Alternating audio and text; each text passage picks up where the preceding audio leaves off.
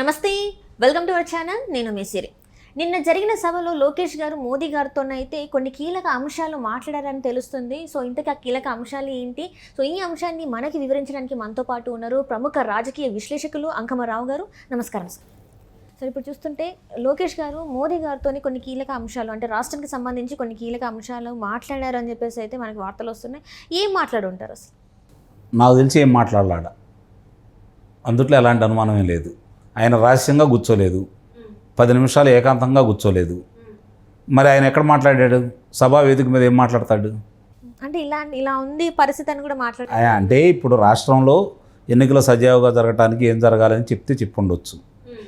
లేదు, బాగా ఉంది, ప్రజలు మనకల్లా అనుకూలంగా ఉన్నారు, మన కూటమి గెలుస్తుందని చెబుతారు. అంతకంటే ప్రత్యేకంగా మాట్లాడేది ఏముంటుంది అక్కడ? మోడీ గారితో ఏం మాట్లాడతాడు లోకేష్ బాబు? అంటే ఇది సెకండ్ టైం కదా, మరి ఫస్ట్ టైం వచ్చినప్పుడు కొంచెం రెస్పాన్స్ అనేది ప్రజల నుంచి రెస్పాన్స్. మొదటిసారి వచ్చినప్పుడు ప్రధానమంత్రి గారితో కూర్చొని ఆయన మాట్లాడలేదు కదా, ఆయన ప్రజల మధ్యలో ఉన్నాడు. కొంచెం నెగిటివిటీ అయితే తను గెయిన్ చేసుకున్నారు కదా సార్. అదే చెప్తారు, పరిస్థితి ఏదైనా అడిగితే చెబుతారు.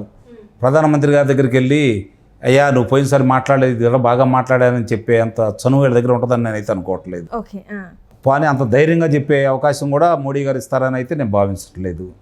అక్కడ సహజంగా సభా వేదిక మీద జాతీయ ప్రధాన కార్యదర్శి చంద్రబాబు నాయుడు గారు అబ్బాయి కాబట్టి ఆయనకు మాట్లాడే అవకాశం దొరికింది. ఆయన వాళ్ళిద్దరు కలిసి కూర్చొని మాట్లాడుకున్నారు. వాళ్ళ సమక్షంలో ఆయన చక్కగా ప్రసంగించాడు ఆయన కంటే ముందు. అదే అభినందిస్తూ ఉండొచ్చు. లేదు, రేపు రాష్ట్రంలో జరిగే ఎన్నికల్లో ఇట్లా జరుగుతూ ఉంది, కొంతమంది ఇలా చేసి ఉంటారనే మాట్లాడుకుంటారు తప్ప అంతకుమంది అంత సభా వేదిక మీద పక్కన మైకులు రణగొణ ధ్వనిలో వీళ్ళంత రహస్యంగా మాట్లాడుకునే ఏముంటాయి? ఏముండవు. కాకపోతే కొంతమంది ఏం మాట్లాడుతున్నారంటే ఇది ఏదైతే కొన్ని బదిలీలు జరిగాయో దాని గురించి కూడా మాట్లాడారు అని చెప్పేసి అయితే మనకు వార్తలు వస్తున్నాయి. మరి ఇంకేమైనా బదిలీలు అయ్యే అవకాశం ఉన్నాయి? మరి ఈ మీటింగ్స్ తర్వాత ఇంకెవరైనా ఇప్పుడు మన సిఎస్ గురించి చాలా మాట్లాడుతున్నారు. జవహర్ రెడ్డి గారిని కూడా బదిలీ చేయాలి అని చెప్పేసి ఆయన మీద కూడా అనేక ఫిర్యాదులు ఉన్నాయి. మరి ఇలా ఏమన్నా బదిలీ అయ్యే అవకాశం ఉంది? దానికి ఏదైనా కావాలంటే ఒక కాగితం రూపేణా తీసిచ్చేవాళ్ళు.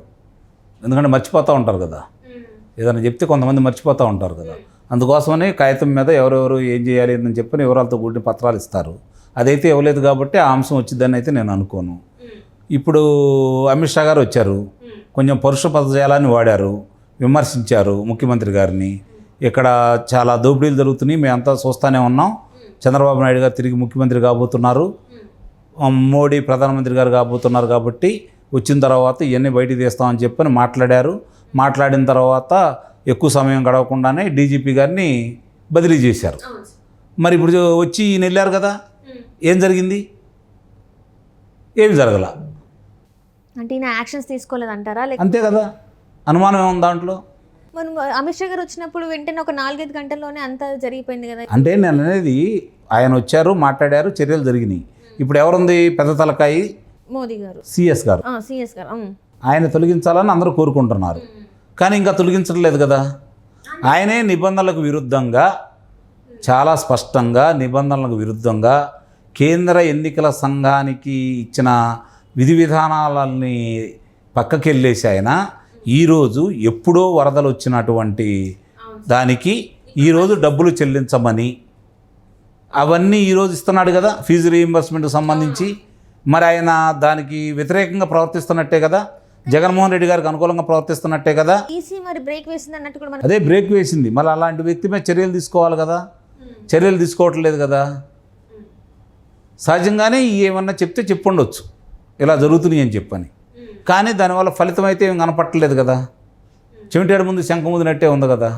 ఎందుకంటే మీరు అంటే ఇప్పుడు మీరు మాట్లాడేది చూస్తుంటే ఇంకా జగన్మోహన్ రెడ్డి గారికి మోదీ గారు సపోర్ట్ ఉంది అని అనిపిస్తున్నట్టు మీరు మాట్లాడుతున్నారు. మరి మీకు అలా అనిపిస్తుందా? ఇంకా సపోర్ట్ చేస్తున్నారు? ఆయన ఎవరికి అనుకూలంగా ఉన్నా లేకపోయినా ప్రజలు ఒక నిర్ణయానికి వచ్చారు. అక్కడ మోడీ గారా, అమిత్ షా గారా, చంద్రబాబు నాయుడు గారా, పవన్ కళ్యాణ్ గారా అని చూసుకోవట్లేదు వాళ్ళు.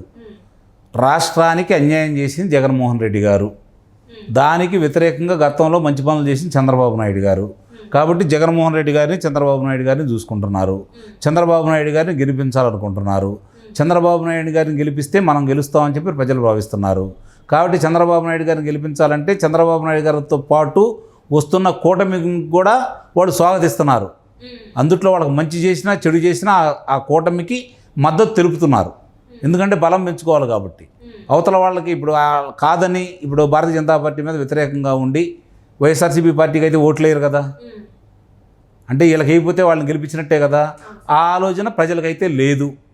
కాబట్టి మంచి అయినా చెడైనా ఈ కూటమికి వాళ్ళు మద్దతు తెలుపుతారు. రేపు అధికారంలోకి వచ్చిన తర్వాత ఎవరేం చేస్తారని తర్వాత విషయం. అధికారానికి దరిదాపుల్లో కూడా జగన్మోహన్ రెడ్డి గారిని రానియకుండా చేయాలని కనీసం ప్రతిపక్ష పాత్ర కూడా పోషించే అవకాశం ఇవ్వకూడదని చెప్పని ప్రజలైతే ఒక కృతనిశ్చయంతో ఉన్నారు.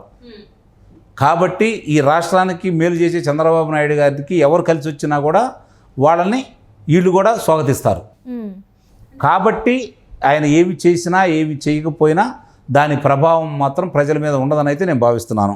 ఆయన అంటే ఏదైనా చేశాడనుకో దాన్ని ఇంకా స్వాగతిస్తారు వాళ్ళు. చేయకపోయినందువల్ల ఆశలు అయితే పెట్టుకోలేదు. మోదీ గారు ఏదో చేస్తారనే నమ్మకం అయితే ప్రజల్లో లేదు.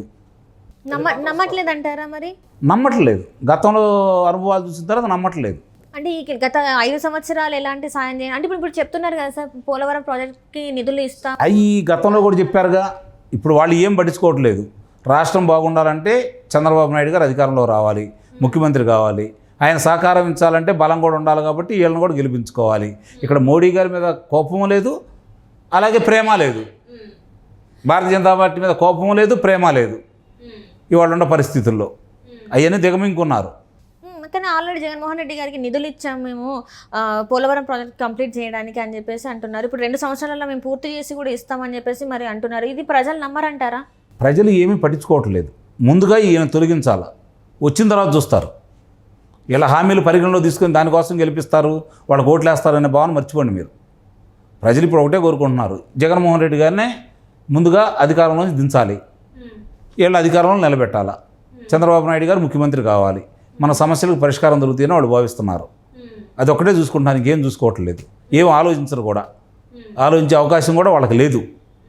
కానీ ఇప్పుడున్న పరిస్థితులలో చూస్తుంటే సార్ ఇక్కడ అక్కడ యువతకి ఉద్యోగ అవకాశాలు లేవు. ఎలాంటి ఏమంటారు వ్యాపారవేత్తలు కూడా వచ్చి అక్కడ వాళ్ళ బిజినెస్ని స్టార్ట్ చేయడానికి లేదు, రాజధాని లేదు, ఏం లేదు. మరి ఇప్పుడు చంద్రబాబు నాయుడు గారు వస్తే ఇవన్నీ సాకారం అవుతాయి అంటారా? నిస్సందేహంగా అవుతాయి. గతంలో చేసి చూపించారు కదా, నిస్సందేహంగా అవుతాయి. చంద్రబాబు నాయుడు గారు అంటేనే ఒక బ్రాండ్. ఆయన చూసి వస్తాయి పరిశ్రమలు. ఆయన చేయగలడు, నియంత్రణ చేయగలడు. పట్టిసీమ ద్వారా నీరిస్తారు. సాగర్లో నీళ్ళు ఉంటాయి, శ్రీశైలంలో నీళ్ళు ఉంటాయి, రాయలసీమకు నీళ్ళు అందుతాయి. అలాగే పులిచింతల్లో కూడా నీళ్ళు నిల్వ చేయగలరు ఆయన. పోలవరం పూర్తి చేస్తారు, 1,50,000 కోట్ల రూపాయల ఆదాయం వచ్చింది రాష్ట్రానికి. అమరావతిని పూర్తి చేస్తారు, 2 లక్షల కోట్ల రూపాయల ఆదాయం వచ్చింది రాష్ట్రానికి. అవి చాలు ఇవన్నీ చేయడానికి. మరి ఇప్పుడున్న ప్రజెంట్ ముఖ్యమంత్రి 3 రాజధానుల పేరు మీద ఎత్తారు. ఆల్రెడీ విశాఖలో మనం చూసాం, ఋషికొండను ఏ విధంగా అయితే చేశారు.